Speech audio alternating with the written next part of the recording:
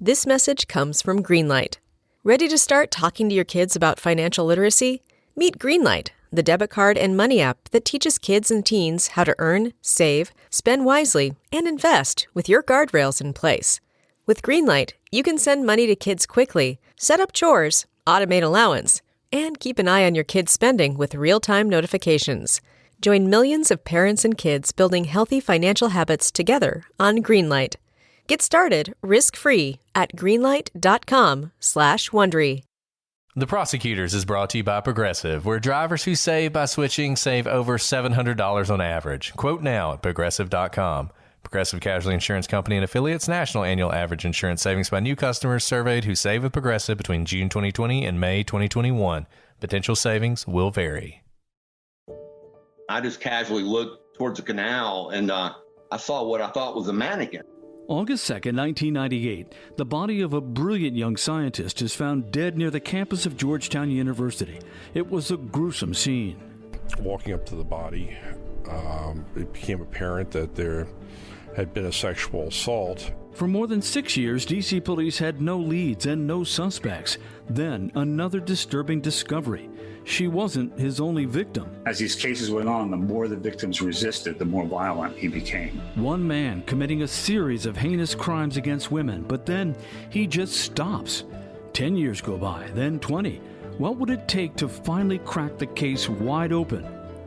I'm Paul Wagner. Join me for Unknown Subject, Season 3 of WTOP's American Nightmare podcast series, available October 4th on all podcast platforms.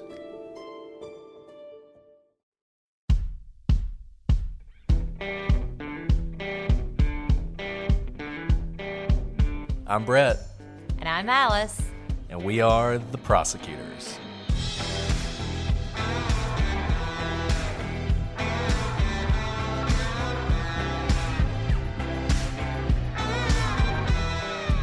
Today on The Prosecutors, it's a story so bizarre only Hollywood could make it.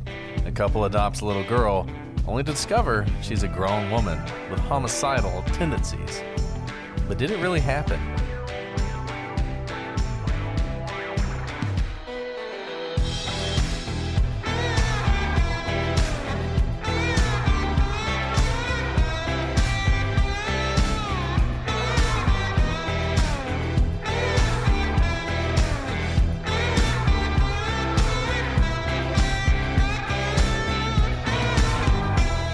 Hello, everybody, and welcome to this episode of The Prosecutors. I'm Brett, and I'm joined, as always, by my outmontand co-host, Alice. Wow, Brett, that was very convincing. Was that German? It's Dutch, so close. Dutch. Wow. It means excellent. We have Ka to thank for that, so thank you to her. Thank you, Ka. I was just impressed with how you pronounced it. I mean, I don't speak Dutch, but it sounded very convincing. I may have listened to it a few times online and probably still got it wrong, but that's okay. It's okay. That's awesome. I did my best. I tried hard, and it's the thought that counts. It's the effort that matters. There is a lot of effort. Now that we have our other podcast, Legal Briefs, and I have to introduce you, I can say it's a lot of pressure. Mm-hmm. You know, it's like that whole man in the arena speech, right? Until you've been the man in the arena, it's easy to criticize. But then when you have to introduce somebody, you're like, oh, man, this is a lot harder than I thought. So. You're the one with the sweat and the blood on your face, right? Welcome to the arena. Welcome to the arena of words. Of words.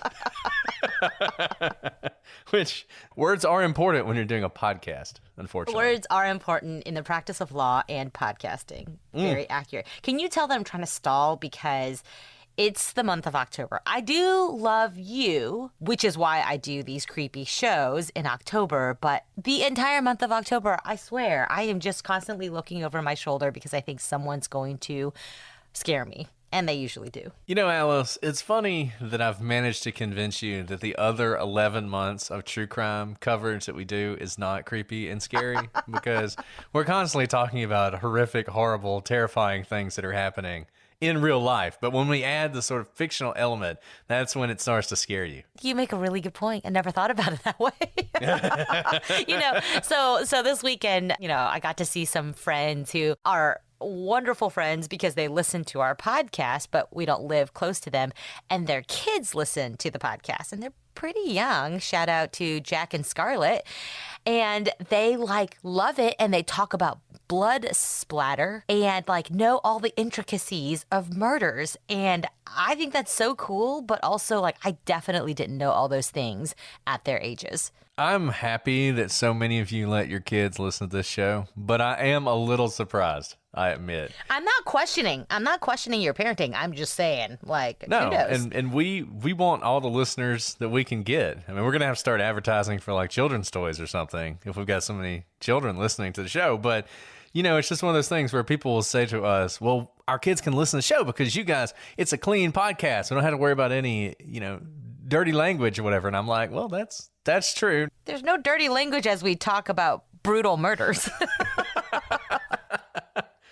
But hey, it's a brutal world out there. You got to prepare them. So this is as good a way as any. Now, some of you, see, here's the thing. Those of you who complain about our banter, I think you're not listening close enough, because if you listen closely enough, you'll realize that all our banter actually is tangentially related to the story we're talking about, because this is all very, very relevant to the creepy story we're going to delve into today about what children know, don't know, should not know, and whether they're children at all. Oh, I love your segues, Alice.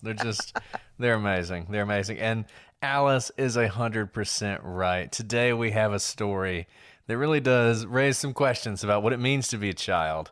And I think we have to start with 2009, when Dark Castle Entertainment released The Orphan to little fanfare and mixed reviews. But when audiences got a hold of the film and its shocking twist, they loved it. Isabel Furman played Esther, a 9-year-old girl adopted by a couple, played by Vera Farmiga and Peter Sarsgaard. But it isn't long till the mother, Kate, comes to suspect that there is more to Esther than meets the eye. And the whole thing plays out with dark humor and fantastic performances by everyone involved, but in particular, Furman. But what if I told you that this outlandish story might just be more than Hollywood fiction, and that the real story has twists so unbelievable that no producer would ever put them on the screen? And that brings us to the story we are going to discuss today, that of Natalia Grace Barnett. All right, guys, hold your horses, because this is a story that will make the hairs on your neck rise up. In May 2010, Christine and Michael Barnett decided to adopt a 6-year-old girl from a Florida adoption agency. Christine and Michael weren't new to parenthood. Their son, Jake Barnett, had been a child prodigy, so much so, in fact, that he was featured on the show 60 Minutes. Jake was the youngest student ever at the Perimeter Institute for Theoretical Physics and is currently a quantum physicist. His mother wrote a book about raising him called The Spark, a mother's story of nurturing genius.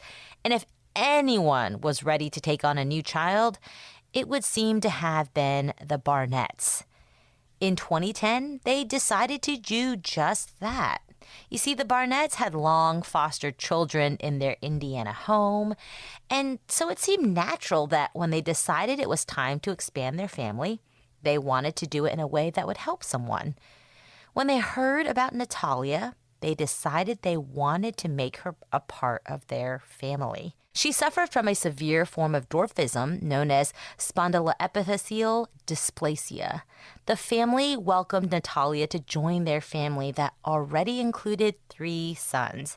It seemed like this would be the perfect situation for everyone. But it wasn't long before Christine began to notice something that alarmed her. Christine gave Natalia a bath, as many parents do. And remember, Natalia was just a 6-year-old who suffered from severe dwarfism and was new to this country. But during this bath, Christine was shocked to discover that Natalia supposedly 6, had pubic hair. She was even more shocked when Natalia had her period. Christine tried to push it aside, chalk it up to something she couldn't explain, but soon things got much stranger. And this is one of those things, you hear this story and your immediate thought is probably, number one, this does sound like a movie. And number two, there's no way any of this happened. This is totally an urban legend. And originally, when this story first started sort of floating through the internet and people started hearing about it, the thought was this was some sort of urban legend. And even as we started to put this together, I thought, are we going to look into this and realize that this didn't really happen? But in reality, this is exactly what Christine says happened to her family, that she's a loving mother. She has 3 boys. She's always wanted a girl, but she's having trouble with pregnancy. Her pregnancies had been really hard, both on her and her children. And everyone sort of agreed, you don't need to have any more children in the natural way. But they loved kids and they wanted to have a little girl. And this was the perfect opportunity because it wasn't just, we're going to adopt a girl, but we're going to adopt a girl who has this disability, these difficulties, things that a lot of times, unfortunately, makes it difficult for an adoption to occur. Kids who have problems like this, there's a lot of people who either aren't equipped or just don't want to deal with that. But this was something they wanted to do, and this was going to be the perfect completion of their family. And then they bring her in, and these things start to happen that make them wonder, did we get the full story? Is this the person that we thought she was? And like Alice said, at first they kind of pushed it aside. They tried not to make too big a deal of it. Obviously, there's a little bit of indeterminacy here, right? This is an adoption from a foreign country. There are probably some things about Natalia that may not be entirely accurate. It wouldn't be surprising, for instance, if her exact birth date was not known, and even if she was a couple years older or younger than what she was listed at. Obviously, Natalia can't tell anybody when she was born. She wouldn't know. And to some extent, a couple years here or there when your child's 8 or 9 might not make as much of a difference, particularly when they already have a developmental issue such as this severe form of dwarfism. You could imagine that they're either look older or younger than they are. So if it were just the case that maybe we're off by a couple years here, it probably wouldn't be that big a deal. But over the next 2 years, it becomes obvious to Christine that something is going on here that is more than just maybe the age isn't quite right. And she becomes more and more convinced that her adopted daughter, it's not just that she's not who the adoption agency claimed her to be, and it's not just that there's some mystery about the exact details of her life and where she came from. She's starting to think that her daughter herself is the person who is perpetrating some sort of fraud on them, that is telling them some sort of lie. And instead of a 6-year-old little girl, Christine becomes more and more convinced that her daughter may be in her teens and maybe even in her 20s. And worse still, she becomes convinced that there is some sort of mental issue here that is deep-seated and is dangerous. And look, Natalia is not hiding it if this is true. According to Christine, Natalia would draw pictures of the family, which is not unusual for children, but in these pictures, everyone would be dead. And in fact, Natalia would tell Christine that she wanted to murder all of them. The parents, the 2 boys, that she wanted to roll them up in a blanket and bury them in the backyard. Now, Alice, you talk about creepy. It is hard for me to imagine anything more creepy than that. Especially coming from a 6-year-old. I have an almost 5-year-old, and I don't think he's even capable of kind of dreaming up something this dark. And so to hear, these really dark words coming from a supposedly, young child is very disconcerting, especially when it's so specific and something that is plausible. This is not fantastical. It's not a dreamland. You really can and people do murder and bury people in their backyards. Now, I will say this. Children can be super creepy. And there are plenty of examples of that. You can find lots of great top 10 creepiest things kids ever said to their parents list online. So they can say creepy things. These are pretty detailed. Like Alice said, this is not just, after you die, I'm going to paint the house or something. Like this is some very specific stuff, and it's backed up by action. So for instance, the boys were one of the focuses of Natalia's attempts to harm them, according to the family. Michael would say that, it's interesting because Natalia, she obviously has this sort of physical disability. So she's not physically intimidating, and it's going to be difficult for her to actually harm anyone. So according to the family, she was actually pretty clever in the way she would do these things. For instance, Michael would say the one thing she would do is she would find out what the boys' favorite toys were. She would get those toys, she would lead them to the road, and then she would throw the toys in the road. And the boys would run out into the road to get their toys and almost get hit by cars. So she was putting them in a situation where the problem might take care of itself because she obviously can't do anything about it. She also, on occasion, according to Christine said that she would walk in on Natalia pouring bleach and other cleaning products into her coffee. And this wasn't just, you could imagine a child sees you pouring cream into your coffee, and they may have and probably don't have any understanding of what you're doing. And so you could even imagine them there's a bottle of bleach and they're like, oh, I'll put that in mommy's coffee because she likes that. No, Natalia knew what she was doing. In fact, Christine asked her why she did that. And she said that Natalia shrugged and said, I'm trying to poison you, which is, look, one thing you can say about Natalia is she's very straightforward and honest in everything she does. She's not hiding anything. No, she is not. And that's in a lot of ways a lot creepier, right? It's the horror movie scene where the killer slowly walks towards their victim.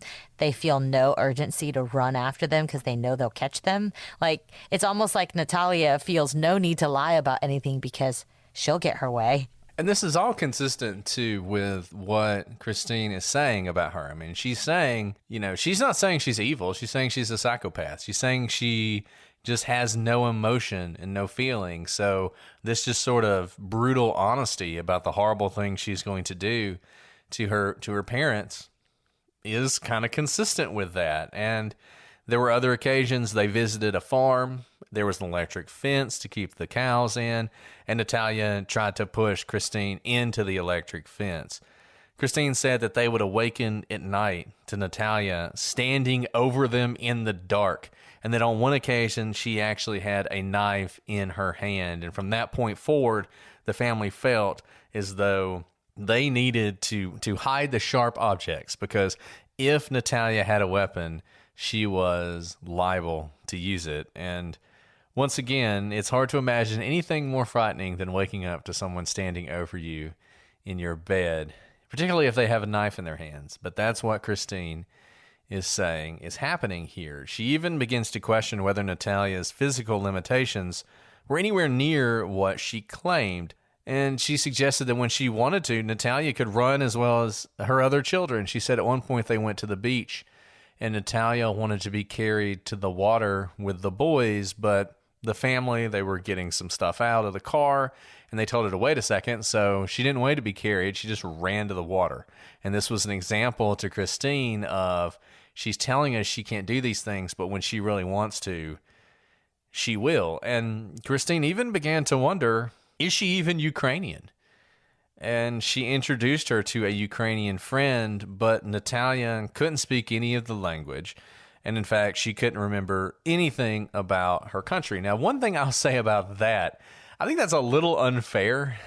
Putting aside everything else that's happening, that seems a little unfair to me. If she's actually a 6-year-old, I don't know that 2 years later she necessarily would remember anything about her home country.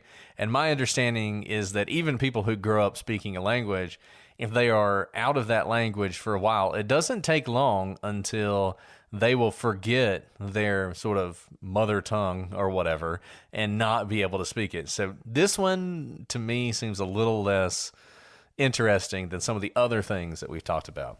Yeah, I think that's right, especially when you're a young child and no, it's not like anyone else has been speaking the language to her other than English. So we see this often, but I think it's more the compounding of all of these events that is really beginning to make Christine nervous and scared about what's actually happening. And at this point, the family felt like they have to do something. So they take Natalia to some psychiatrists who do some studies on her, who examine her, and they will eventually confirm what the family thought was patently obvious, that Natalia is suffering from some severe mental illnesses, and they're the kind of illnesses that you really don't see in children. These are adult mental illnesses. They're dark, and they are dangerous. And, I mean, based on the things that we've just told you about that Christine is reporting Natalia's doing, I would certainly think that would lead to some sort of diagnosis. This is not typical 6-year-old developmental behavior, and they're incredibly dark thoughts, and it could be something, like a mental issue that could be causing these dark thoughts. But everything we've told you so far, I'm not surprised by that diagnosis, if that's what was reported to the psychiatrist. So, fast forward a couple years. It's June 2012. Christine and Michael had Natalia's legal age changed from 8 at this point. Remember, she was adopted at 6 to 22 years old, adjusting her birth date from September 2003 to September 1989. By the way, I didn't know you could change your birth date, because do people know this? You don't have to go get Botox. Just change your age. This is really interesting for a couple of reasons. Number one, I had no idea you could do this either. I guess the argument that you would have to make is that the documents are fraudulent. I mean, I guess if there was some sort of error, some sort of scrivener's error or whatever, presumably just because the hospital put down the wrong date on your birth certificate, if you could prove that, in fact, that isn't when you were born, you could change that. So, you go to the hospital in 2000, and instead of writing 2000, they write 1900 because they haven't, made the turn yet or whatever. I mean, presumably you wouldn't have to be 100 years old from that point forward. You could get it changed. And this obviously is a little different. I mean, this is basically the family saying, based on everything we've seen, based on everything we've learned, and based on some medical stuff that we're going to talk about as we go through this, we no longer think this is a child. We think that this isn't a case of some sort of psychotic child who's doing all this. This person is an adult, and this has been a fraud, and it's a fraud on the country because she's not even from here, and that, in fact, she is much older than you would think. Now, a couple of things that are striking to me, even if this is legally possible, I've got to imagine that the standard has to be pretty high. I mean, in civil court, usually it's just a preponderance of the evidence to do anything. You only get beyond a reasonable doubt in criminal court. But I would think, given how significant it is for so many different reasons to change your birth date, I mean, think about it. She's 8 in 2012, according to her birth certificate. She can't be charged with crimes. She can't join the military. She can't vote. She can't open a bank account. She can't buy alcohol. I mean, there's all sorts of things you cannot do when you're 8 years old. But when you're 22, you can do everything, anything. You can be charged as an adult. You can get the death penalty for murder. You can do whatever you want to do. Get married, buy alcohol, whatever. You can qualify for benefits if we're just talking about why the government should care, other than, kind of breaking the law and being able to drive and buy alcohol. You can also qualify for certain benefits like unemployment, things like that. And what's most interesting about this age change, and we're not talking about a Scrivener's error, is it implicates a lot of things. Immigration, was she just trying to skirt immigration laws, and get citizenship in a fast way? Does it null and void the adoption? But the biggest thing here, when you go from 8 to 22, is an 8-year-old obviously needs to be taken care of. If you don't take care of your 8-year-old child, you can be charged with child neglect or child abuse. But a 22-year-old, totally different story. They are a legal adult, and you don't have any duty as a guardian to provide them food, shelter, money, etc. And one thing we haven't mentioned, but I mean, we've mentioned some stuff, but how'd they get 1989? Like, even assume that they had reason to believe that she was older than 8. Where'd 1989 come from? And I honestly don't know the answer to that question, and I don't think you'll find the answer to that question if you look into this. There is a feeling by Christine and Michael that Natalia is older than she said she is, and there's some medical information to back that up. But this kind of specificity to move her from 8 to 22, I don't know where they got that from, but one thing we can say is they were able to convince a judge. Whatever evidence they gave to this judge was enough that they took this step, which Alice says, benefits you're suddenly available for. Immigration's a big one. If you came to this country under false pretenses, including your age, that can get you deported. And if she's really 22, then she's an adult. And if she's 22 in 2012, then in 2010, she was 20. So even when she came to this country, she would have been an adult. 2 years before that, she was 18. So this is a pretty significant change that they've made, and it is going to have some big ramifications. So at this point, Christine instructed, she didn't just change, Natalia's legal age. She also instructed Natalia to tell everyone that she was 22 years old, not 8 years old. The family had Natalia committed to an institution, and she was placed in a long-term state psychiatric facility.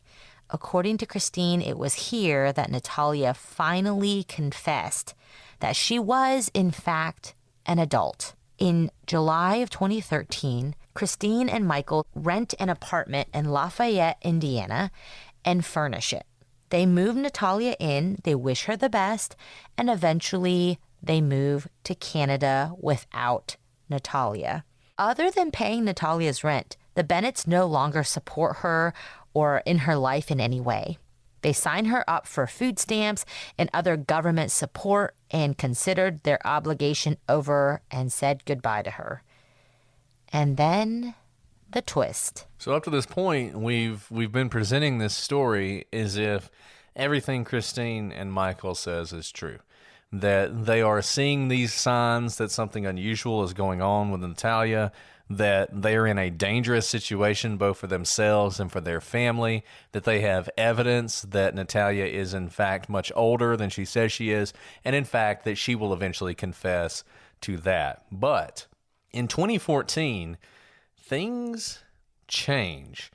So Natalia meets a couple people, and they don't think that she's 22, even though, or I guess at this point, 24, even though she tells them she's 24, just like she was instructed to do. And they actually inform the police that they think there is a child living on her own in a local rental unit. The police go and speak to Natalia, and she tells them that her parents had abandoned her and moved to Canada. The police listen to her story, and as outlandish as it sounds, they give it some credence. So they go and look at medical records, and they don't see any of this evidence that Christine describes. Far from it. They see repeated confirmation in all the documentation that Natalia was indeed a child. Now, by this point, Michael and Christine have actually divorced, so the police decide to go to speak to Michael. They show up to his house, and he makes a stunning admission.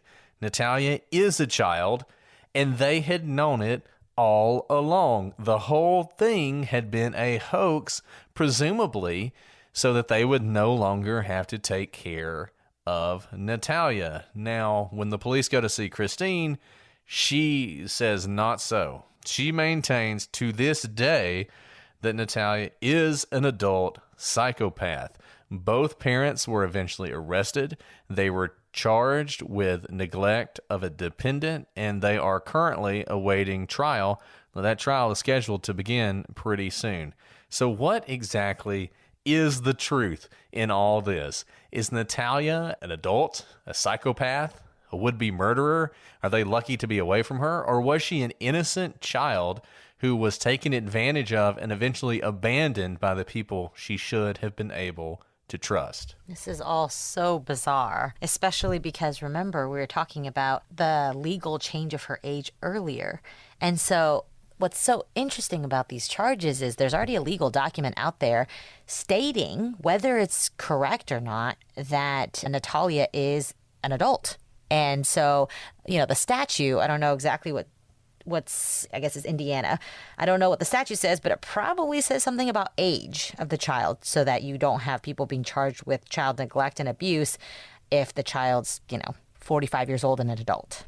Guys, we have told you before, and if you haven't started listening to the Jordan Harbinger show, I gotta ask you, what are you waiting for? This is one of those podcasts that you're gonna enjoy. It's gonna have good content that changes the way you think about the world. Jordan Show was named one of the best of 2018 by Apple, and it is aimed at making you a better informed, more critical thinker, so you can get a sense of how the world actually works and come to your own conclusions about what's happening around you. If you're listening to this show, you probably like true crime. Jordan has a lot of selections for true crime fanatics.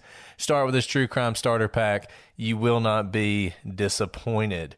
We know that you love good content, and we know you're looking for good content, and you will find it on the Jordan Harbinger Show. We really enjoy this show, and we think you will as well. Search for The Jordan Harbinger Show. That's Harb as in boy, IN as in Nancy, GER on Apple Podcast, Spotify, or wherever you listen to podcasts. The Prosecutors is brought to you by Progressive Insurance. Most of you listening right now are probably multitasking. Yep, while you're listening to us, you're probably also driving, cleaning, exercising, or maybe even grocery shopping. But if you're not in some kind of moving vehicle, there's something else you can do right now. Get an auto quote from Progressive Insurance. It's easy, and you could save money by doing it right from your phone. Drivers who save by switching to Progressive save over $700 on average, and auto customers qualify for an average of 7 discounts. Discounts for having multiple vehicles on your policy, being a homeowner, and more. So just like your favorite podcast, Progressive will be with you 24/7, 365 days a year, so you're protected no matter what. Multitask right now. Quote your car insurance at Progressive.com to join the over 27 million drivers who trust Progressive. Progressive Casualty Insurance Company and Affiliates. National annual average insurance savings by new customers surveyed who save with Progressive between June 2020 and May 2021. Potential savings will vary. Discounts not available in all states and situations. Guys, it is the best time of the year. It's fall. It's a great time to be outside. It's nice and cool, and there are all sorts of activities for you and your family. And Faherty is all about clothing for life's best moments. Whether it's a Friday night football game, the first day of school, or hanging with a family in your backyard this fall, they make clothes that feel good and make you feel good. Recently, my wife and I traveled to Kentucky. It was a little bit cooler than I was used to, so I threw on my Legend sweater shirt in gray C's plaid, and I was ready to go. I was comfortable, and I looked good at the same time, and that's what you can expect from Faherty. Faherty is a family brand that believes comfort and quality are key. Faherty was founded by 2 twin brothers, Alex and Mike. And Faherty grew out of their longtime love of the surf and mountains, road trips, and beach bonfires. You know the feeling. And if you are looking for clothing that fits those and any other experience you can imagine, Faherty is the answer. You can find a new fall favorite at Faherty. Legendary comfort awaits you. So right now, Faherty is giving all Prosecutors listeners an amazing deal. 20% off on every order. You heard me. You get a full 20% off your order. Head to fahertybrand.com/TP and use code TP at checkout to get this deal. That's code TP at Faherty, FAHERTY, brand.com/TP for 20% off. fahertybrand.com/TP and learn why we love Faherty. Are you looking for a new job or want a career change? Look no further than Monster.com. Need a little help standing out? Our expert resume writing services will make sure you shine. Want to brush up on your interview skills? Engage with our AI interview prep tool. Want some advice on negotiating your new salary?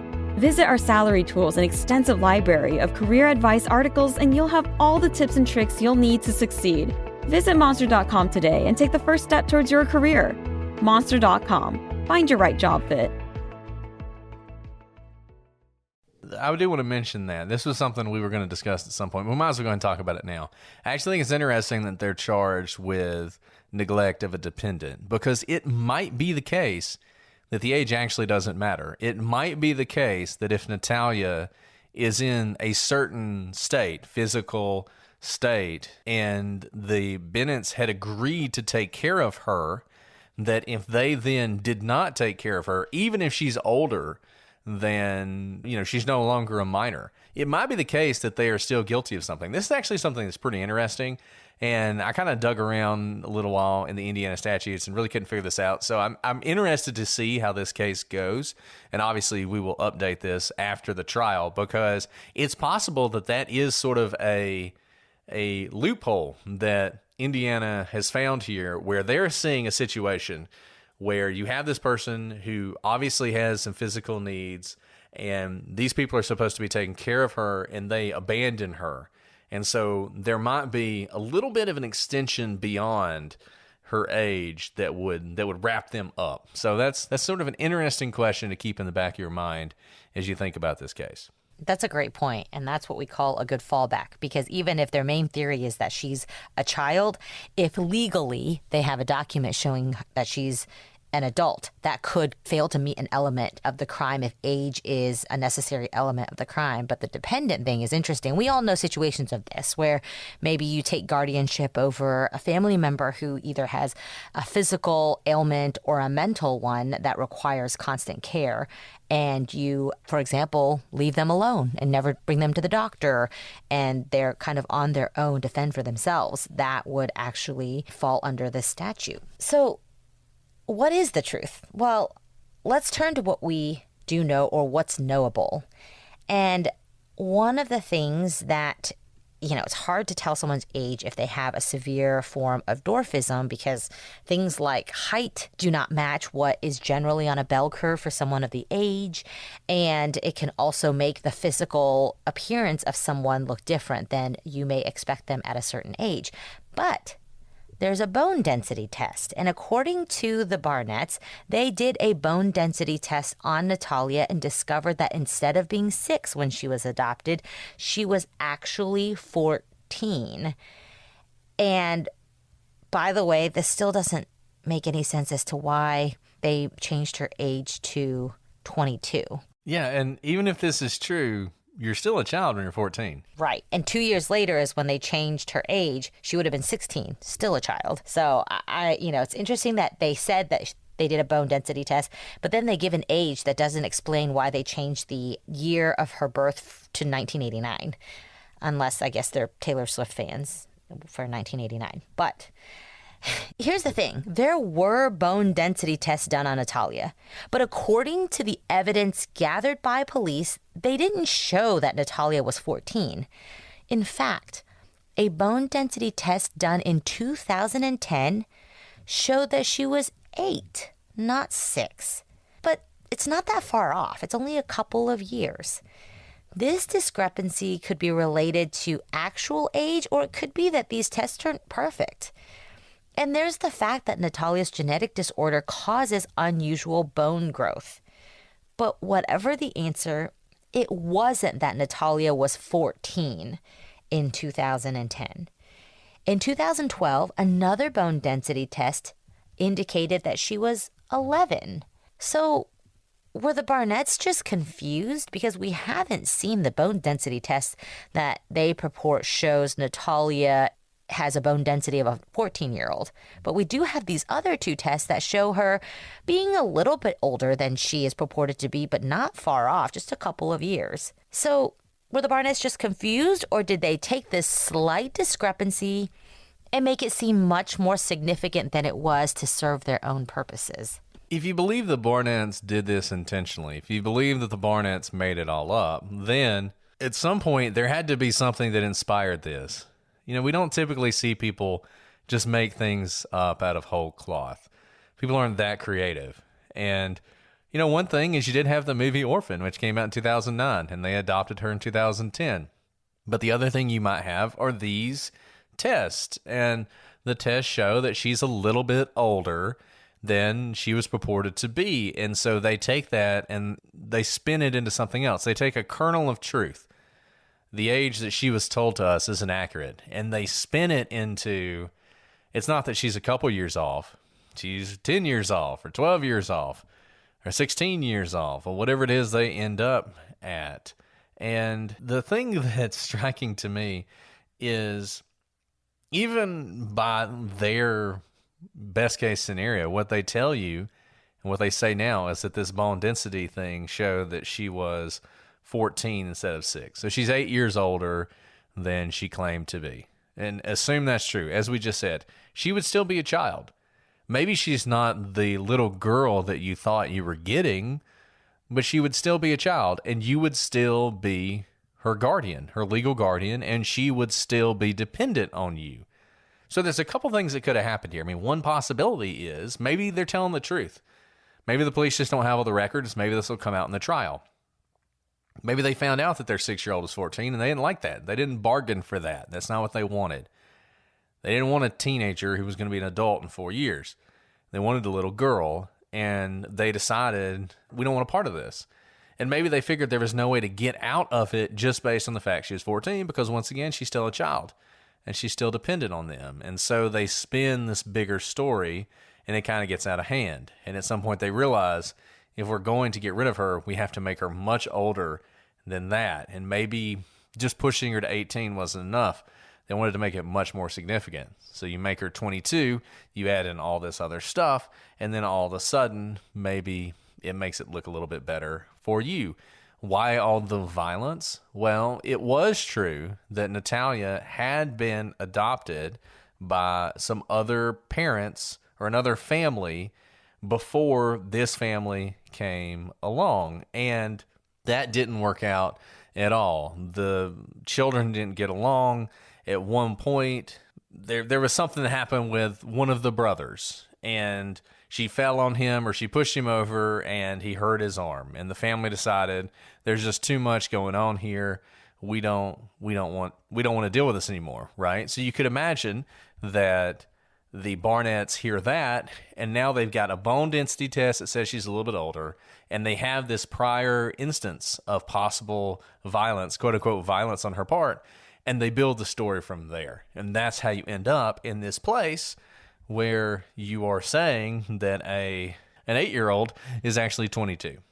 Yeah, and, maybe what's happening is not something that's necessarily even makes the Barnetts bad people, right? We've seen this phenomenon with adopted children, and people say, oh, there's no difference, between my biological children and my adopted children. But did I tell you that I've been through we have not fostered children, but we've been through the certification process to be foster parents. And it's very interesting. They even warn people who are going through this program, who are being trained to be foster parents, who clearly are electing to be there. They want to foster children, that even if you don't want to have any bias towards your own biological children, sometimes in heated moments like injuries or fights among the children, you kind of have to check that internal bias you may have, or lash out or act a little unfairly towards someone who isn't your biological child. And I mean, the fact that they train, potential foster parents on that shows you that this is something that's recognized, and it doesn't necessarily make you a bad person, but it is something that is well documented that it can happen. And so they really may have been protective over their own biological son if he was hurt by Natalia, whether it was intentional or not. I mean, if Natalia is 6 or 8 or even 10, that's a pretty young age, and you can imagine kids hurt each other all the time. That's not, out of the ordinary, but it may have been a particularly stressful time, and it's heightened, and then all of these other things start compounding. Her age is a little off. Well, what if the bone density test is more than a little off? They say it's only 2 years off. What if it's more like 15 years off, because her bone density may be off to begin with because of her dwarfism? So you can kind of see how this may spin out of control, even if there was no ill will to begin with. So we've mentioned a lot of medical records that the Barnetts have relied on at various times to say that Natalia is actually much older than she says she is. So where are those medical records? If they exist, we haven't seen them. And all we have really is a letter, and the Barnetts show this letter around all the time, from the Barnett family physician that says that Natalia is much older than she says she is. But honestly, it's hard to know whether that is based in any kind of medical examination or any kind of facts, or if it's just based on Christine telling the same stories to this doctor that she has told to us, and the doctor wrote this letter on her behalf. Honestly, wouldn't surprise me. Everybody's got a family physician. They will often do things for the family. I could totally see that happening. I don't put a lot of stock in this. I need something a little bit more concrete than a letter from the family physician. Presumably, if there is evidence out there that exists, we'll see it at trial, though I'm surprised we haven't seen it at this point. The Barnetts have not exactly been shy about talking to the press, and they did so right up until the point where the judge slapped a gag order on everyone involved in the case to prevent this from becoming even more of a media circus than it had already become. But certainly up to the point when the judge did that, they did not provide this evidence, and we have not seen it. Well, what about Michael? So Michael, the most damning thing for Christine and for Michael is Michael's own statement to the police. According to the police, Michael admitted to them that he and Christine knew that Natalia's doctors had determined she was in fact a child, but they left her anyway. And Michael, in these conversations, blamed Christine for this decision. Now, at this point, facing trial, Michael absolutely denies this. In fact, he denies that he made these admissions at all. He says they are the product of a 3-hour interrogation without a lawyer present. I will note that this so-called interrogation apparently happened at Michael's home. I don't know. I mean, you can be coerced into admitting a lot of things, but a 3-hour interrogation is not that long. It takes 45 minutes just to get set up. So I don't know about Michael's decision to retract his prior statements.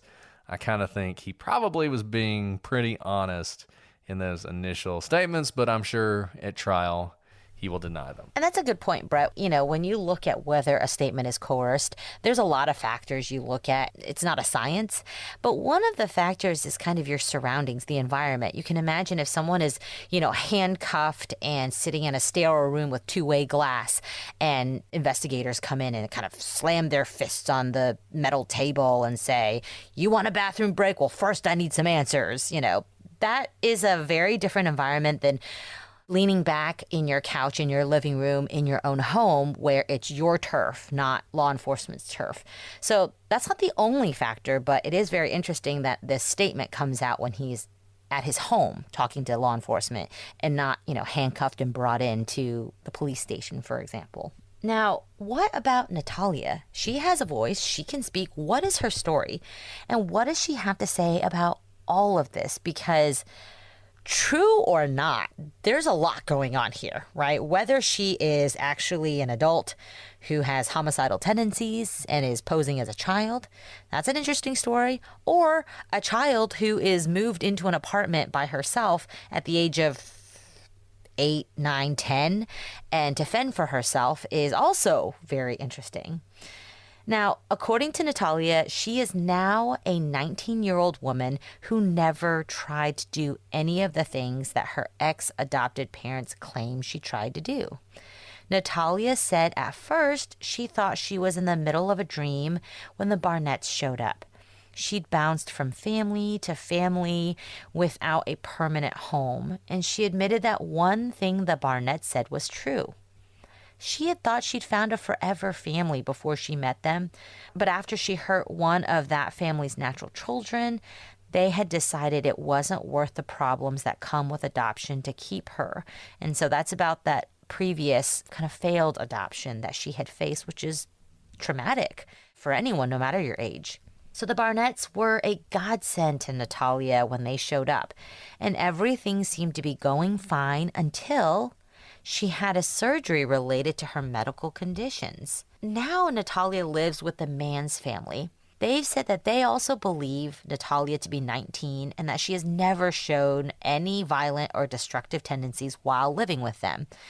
They really would have liked to have become her guardians when she came to live with them, but they couldn't since she was legally an adult. When they petitioned the court to allow them to become her guardians anyway, the Barnetts did something kind of strange. They filed an objection to this petition by the Manns for them to basically take ownership and care of Natalia. And because the Barnetts filed that objection, the matter was eventually dropped and the Manns never formally became Natalia's guardians. And this is one of the things, if you watch, so Dr. Phil did an interview with Natalia and the Manns, and it's pretty interesting. It's available on YouTube. Check it out. But one of the things that is frustrating for them is they want to change her age back, and they wanted to be her guardians.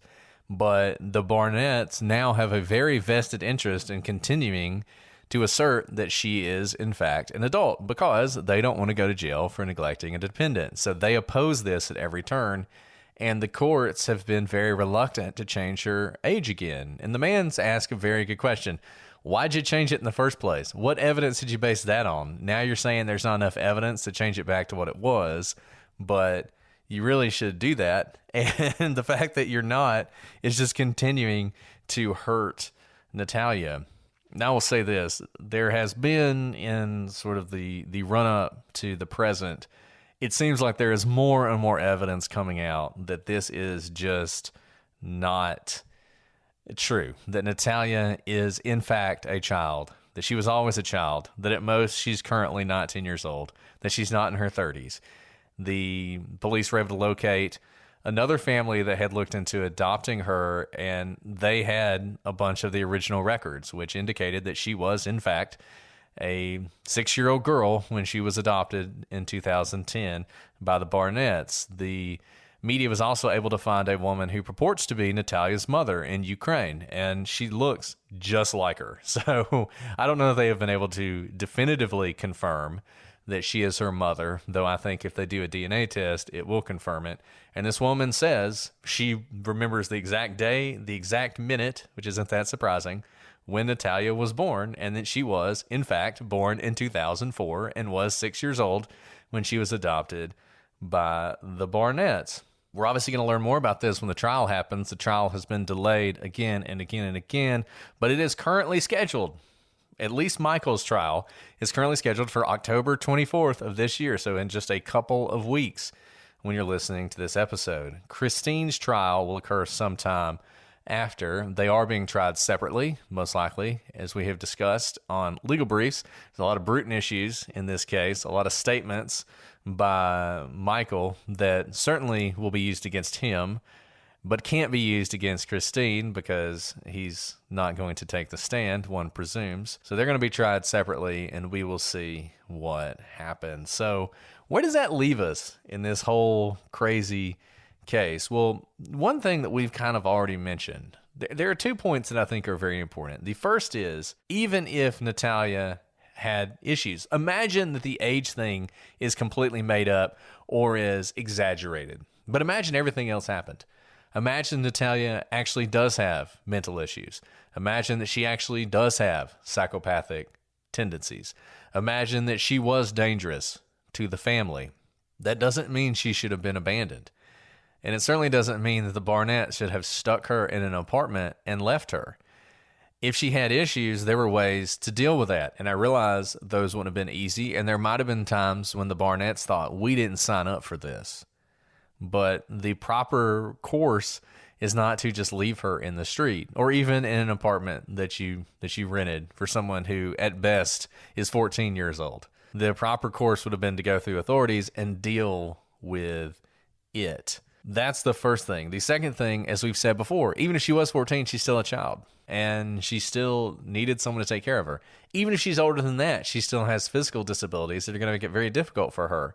And like I said, there are certainly states that have neglect of a dependent adult that say that you can't neglect adults. If you look at Indiana's law, like I was saying, it's a little unclear there, to me at least, about whether it applies to adults and children. Be interesting to see how they deal with that.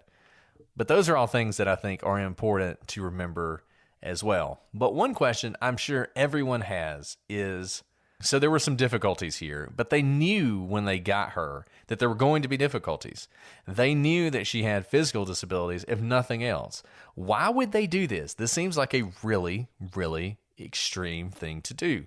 Well, if you go all the way back to what we said at the beginning, what is it that made the Barnetts interesting? Well, they have this other child, Jacob, or Jake, and he turns out to be a child prodigy. We mentioned 60 Minutes. When they did the 60 Minutes special on Jacob, if you watch it, there's a scene at the dinner table, and it shows the family with all their kids, and there's Natalia sitting at the dinner table eating.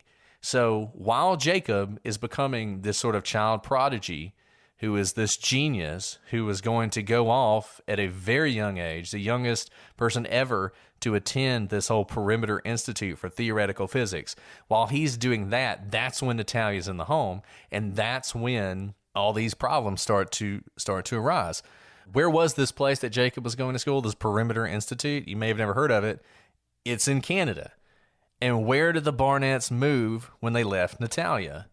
Canada. I think what happened here was Natalia was having to have surgeries for the problems that she was dealing with. I think she was too much for the Barnetts to handle, and she was certainly too much to cart off to Canada with them when Christine's writing her book about raising a child genius. I think when they adopted her, everything was fine and it seemed great, but at some point she became baggage, and they decided they were going to get rid of her. That's my theory.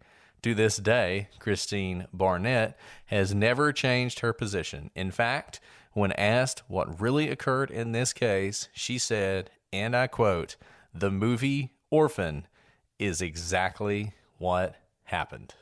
Whew, I think you're right, Brett. And I mean, we'll see what happens when this trial happens. It's going to be a really interesting trial just because, I mean, the facts of this are so bizarre that I'm sure we'll do a follow-up. But, you know, one thing to know, and of course you can't tell everything based on just these pictures, but if you go look at a picture of what Natalia looks like today, her face clearly looks more mature and different than the photo of when she was adopted, when she was purportedly 6 years old. In 10 years, the difference between being, say, 10 to 20 is a much bigger jump in terms of your physical development and how your face changes, no matter if you have dwarfism or not, versus when you're changing from 30 to 40. Same span of time, different stage in life, your face changes differently. And she really looks like a child in the first one, not just because of her size, but her face. And you compare her face to 12 years later, what she looks like today, and you can imagine that amount of change happening for someone in the age span of 10 to 20, as opposed to from 20 to 30 or 30 to 40. So, I mean, that's not a scientific thing, but, she's given interviews, she's out there talking, and the interesting thing with this is why do this? And I think, Brett, you identified a really interesting motive here. And we'll see what the prosecution does and how much they flesh out that motive here and how much the judge allows in. I think he will allow it in because it's, of course, showing motive and kind of explaining this bizarre fact pattern. But, this is how powerful clickbait is. I totally heard this story before. I 100% only heard the side that she was, in fact, a 22-year-old woman who had homicidal tendencies and, would show up and stand over her adopted parents with a knife. That's all I knew of. I never even knew that there was then later an allegation of neglect or that there was a trial upcoming. So, yeah, thank you guys for, making us look into this so that we can find out the real stories on these things. But this is happening in real time. We'll see what happens and we'll update you. Yeah, and two things on that. First, as you were saying about her changing, one of Christine's arguments when this all started was she never grew an inch and she didn't change at all. And how could that be the case if she's really 6? Well, she has changed now. I mean, if you look at pictures of her now versus pictures of her when she was adopted, she is very clearly someone who's grown up, and she looks very different now. And to me, there's no question here. Did the Barnetts know that she was really a child? Did they actually believe the story they told? Maybe. And maybe that'll come out in trial. But I think there is no question in my mind that she was a child when she was adopted by them. Maybe she was 8 and not 6. Maybe she was 10 and not 6, but she was a child and she was abandoned by them as a child. They might not have known that, but that's what happened. And the other thing is, you're 100% right. It's something to always remember. People go after true crime sometimes because, it exploits victims or whatever. And I think what people need to realize is all of the media exploits people. All of it. True crime is just a part of it. And it doesn't matter what it is capable of exploiting people. And you saw that happen in this case where this girl, this young girl, this innocent girl, in my opinion, was completely exploited for clickbait, for YouTube videos that made it seem like this is horror in real life. And the same as you, every time I heard this story, I heard it as if it were true. And when we looked into this to do this, I was surprised that there was all this other information out there. And as I've said before, people want to attack true crime podcasts, but true crime podcasts are much better at getting to the truth than a lot of the media, because a lot of times you hear and learn things that go much deeper than a clickbait headline. And I just hope that after all this is said and done, Natalia can move on with her life, and that she can leave this behind and go on to have a long and fulfilling life. Well, that's all we have today on this show. If you have thoughts, shoot us an email, prosecutorspod@gmail.com, @prosecutorspod for all your social media. Check us out on YouTube. Join the gallery on Facebook or our subreddit on Reddit. Love to hear what you guys think. Love all the conversation that goes on there, and love all the suggestions you guys give us for new stories. More and more of the episodes we do are based on what you want to hear and not so much on what we always thought we would cover, so keep them coming. Alice, do you have anything else before we sign off? No, but, when we started this, we talked about how I didn't think this was as creepy as our regular October stories, and Brett was like, no, this is way creepier. So you see, it's in the eye of the beholder. In the eye of the beholder. It absolutely is. You guys can let us know what you thought about the creepiness factor of this case. But we will be back next week with another creepy story. But until then, I'm Brett. And I'm Alice. And we are the prosecutors.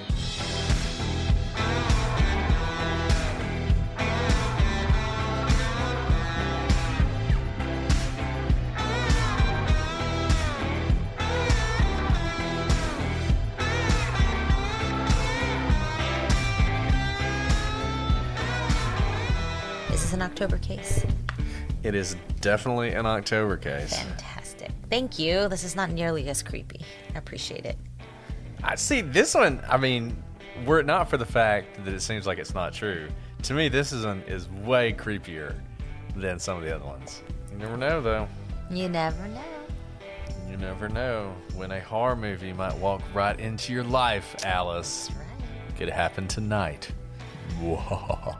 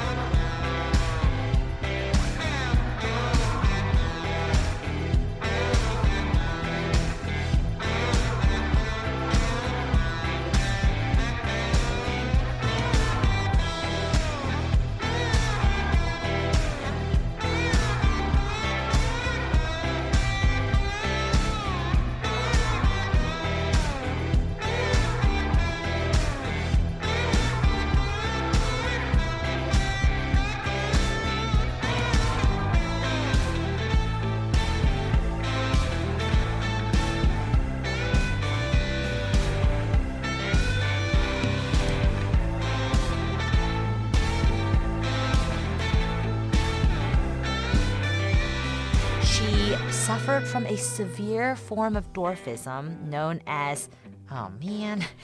Okay. I made sure that you had to read this part. I know you had to. I know you did. Okay, wait, let me try this. Spondyloepiphyseal dysplasia. Spondyloepiphyseal. Oh, I got it.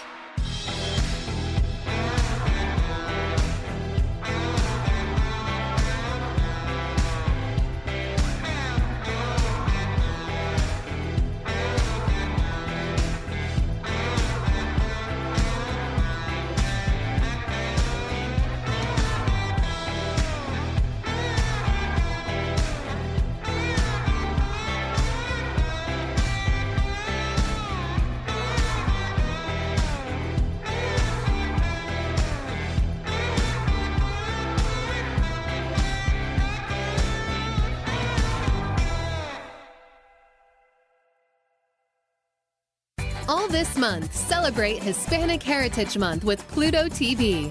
Watch movies like Compadres and the Spy Kids trilogy, or your favorite stars like Luis Gerardo Mendez in Camino a Marte. Plus, Pluto TV has thousands more movies and TV shows and over 45 channels in Spanish, all for free. So download the Pluto TV app on all your favorite devices and start streaming today. Pluto TV. Drop in, watch free.